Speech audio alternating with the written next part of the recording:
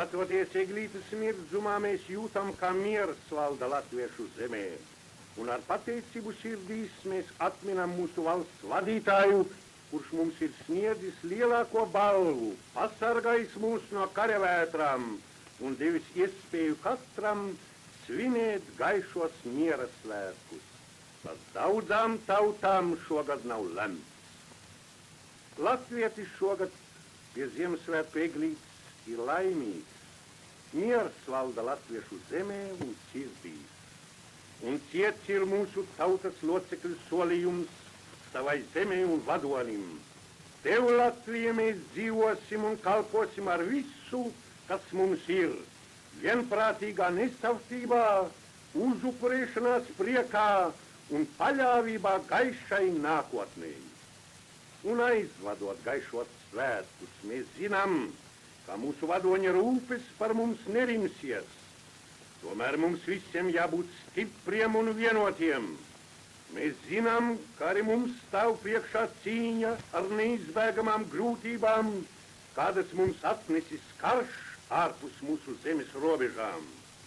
Drošu prātu un sagatavoti stāsimies pretīm pārējošām grūtībām, lai tās pārvarētu, un izturēsim godam visus pārbaudījumus, ko mums uzliek tagadējais laikmets.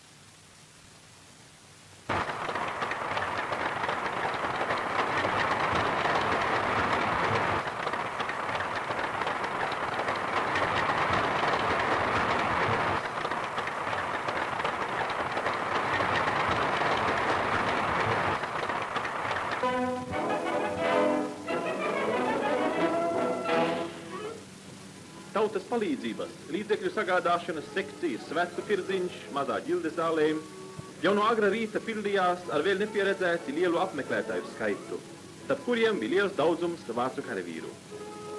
Neviens negribēja atpalikt lielā palīdzības darbā, kura mērķis palīdzēt Latviju tautas grūtieņiem un ienest svētku prieku un mirdzumu daudzās trūcīgās ģimenēs.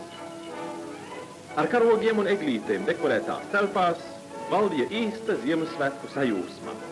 Šeit katrs varēja iegādāties savai gaumei piemērotu Ziemassvētku dāvanu.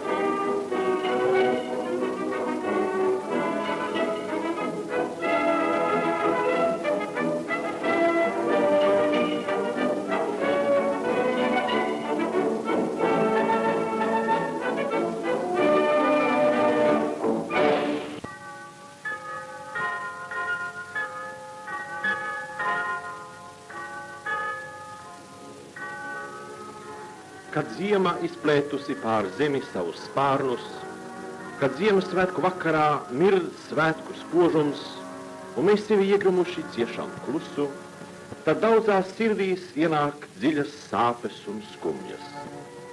Daudzus mīļus cilvēkus skāruši karja un boļševiku šausmu varas likteņa sitieni.